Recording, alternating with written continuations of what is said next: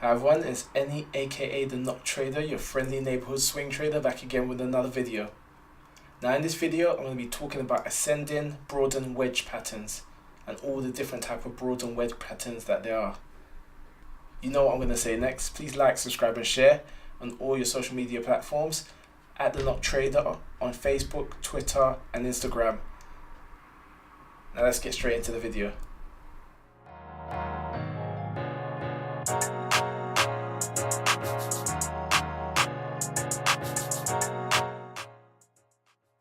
Ascending broaden wedge pattern. As you can see here, there's lots of different types of broaden wedge patterns. You got broaden wedge, you got broaden wedge top, broaden wedge bottom, descending broaden wedge, ascending right angle broaden, and descending right angle broaden. There's lots of different types, but they all kind of act in the same way. As you can see in the picture here, you have an ascending broaden wedge. Before going into that, this is an excellent site, Excellent Assured. It's a great site to look at different chart patterns. I'll put the link to the page in the bio. A lot of the patterns I use I get from Excellent Assured. So as you can see here, the price action is going up then down, but it's a very narrow range, but the range starts expanding as it keeps going further. So it makes higher highs and lower lows, but it stays along a specific line. That's what an ascending broaden wedge pattern is. So it'll go from A to B to C to D to E to F. Now once it decides it's going to break out to the upside, especially if it's an ascending one, what you'll see is that it will hit the resistance line one more time, break downwards to about the halfway point between the support and resistance line, then it'll start going up, make a high, go up, make a high, then it'll just break out.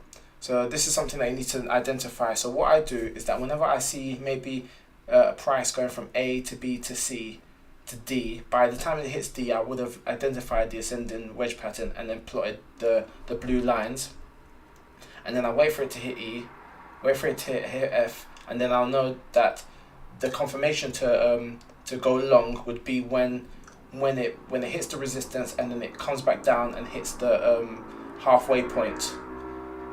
Once it hits the halfway point and then starts coming up again, that's when I will enter my position, probably near where the red line is, and set my stop loss just below the halfway point. So it's a tight stop loss, and it can start making high highs without me having to worry about it breaking its support. So a lot of these wedge patterns, there's different types, but they all kind of exhibit the same type of behavior. So it's all about just making sure that you can identify one when you see it, and then once it shows signs that it's going to break out to the upside by hitting the resistance, hitting the halfway point, and then going up again, that's when you want to enter. As I said, just enter the trade and set the stop loss just below the halfway point. Once again, this is the broaden top and bottom wedge, but they all kind of look quite similar, and in the same way it does this, you can do this for when the wedge is breaking out to the downside. It's the exact same type of action that you need to take.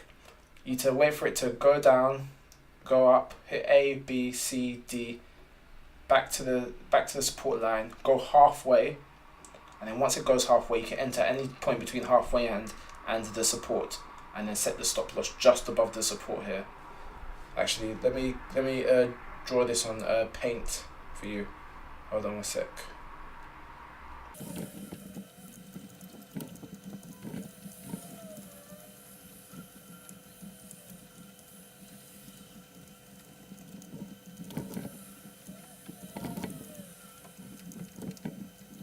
So as you can see in this pattern that I've drawn here, it's all about picking the right entry point, and as I always say, it's not you always want a confirmation before you enter, and also give yourself put yourself in a position where the risk to reward is in your favor, so that even if you're wrong, you can make minimal loss if the price doesn't go your way.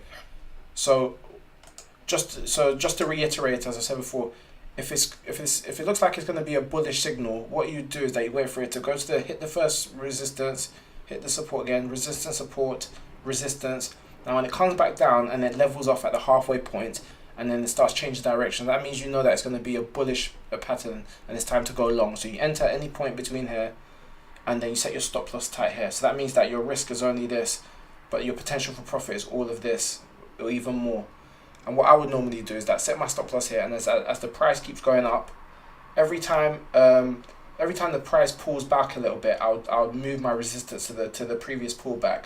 So the resistance would get moved. So I would move my not resistance, sorry, stop loss.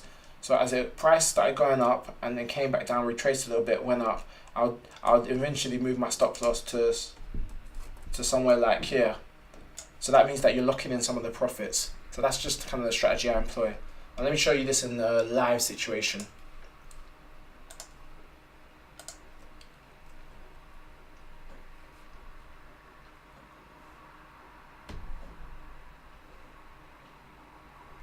As you can see here on ticker symbol O, price went up, came down, double bottomed here. See, it never looks as smooth as it does in the textbooks.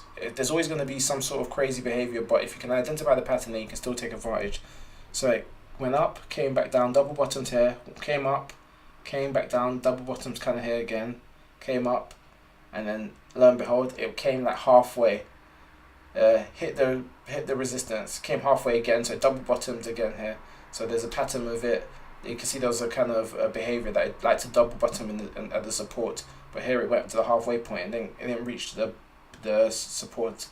So at this point, what I would have done was wait for it to double bottom, as it's double bottomed every time it's hit the support. So I'd expect it to do it again here, and then once it double bottomed, as it started rising, you could set your stop loss at about 6809 and then enter the trade anywhere here, and then ride it up, wait for it to come back down, and then as it started rising again, as it started rising again, I would move my stop loss from 6809 to like about 6863, because it's made high highs, dropped, retraced, and then carried on making high highs.